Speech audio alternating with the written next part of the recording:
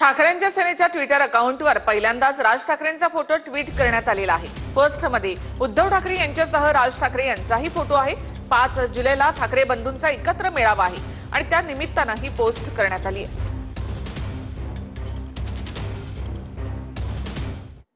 दिशा सालियन मृत्यू प्रकरणामध्ये नवा ट्विस्ट। दिशा सालियन मृत्यू प्रकरणामध्ये घातपात नसल्याचं एसआयटीचं प्रतिज्ञापत्र।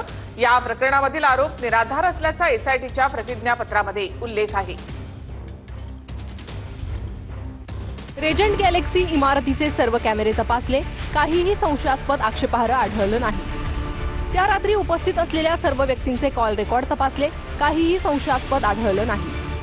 पोस्टमॉर्टम रिपोर्टमध्ये लैंगिक अथवा शारीरिक अत्याचाराची कोणतीही चिन्ह दिसली नाही।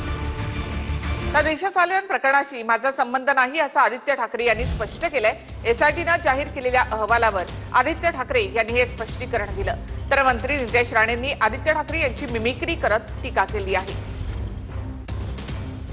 सालियन प्रकरणात थोडं स्पष्टीकरण हवं आहे। खरं तर एसआयटीने तो अहवाल जाहीर केलेला आहे। मी त्यावेळी पण सांगितलं होतं की ज्या विषयाशी संबंध नाही त्याच्यावर मी बोलत नाही, आणि अजूनही मी तुम्हाला सांगतो, आज देखील माझी भूमिका हीच आहे की ज्या विषयाची माहिती नाही आणि संबंधच नाही त्याच्यावर कशाला बोलू।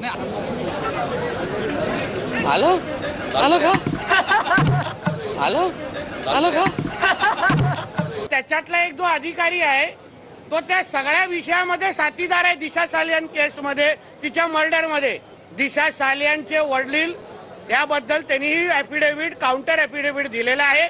त्या सगळ्या बाबतीमध्ये 16 तारखेला काय होतं हे पाहू, म्हणून जसं मी बोललो पिक्चर अभी बाकी आहे। आता त्याबद्दल उत्तर देण्यापेक्षा आगे आगे देखो ना होता है क्या, बघू ना कोर्टामध्ये काय होतंय।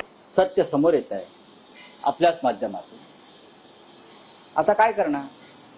सगळ्यात आधी देवेंद्र फडणवीस यांनी माफी मागायला हवी। त्यानंतर तो कोणते नारायण राणेंचा एक मुलगा आहे बघा, मंत्री एवढा आहे बघा, तो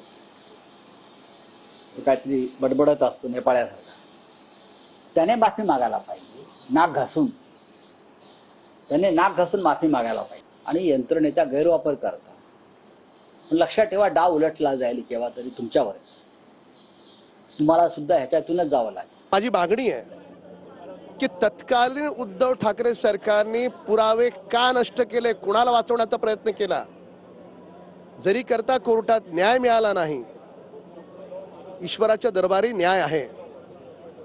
तत्कालीन उद्धव ठाकरे सरकारने हात जोडून दिशा सालियन परिवाराची माफी मागितली।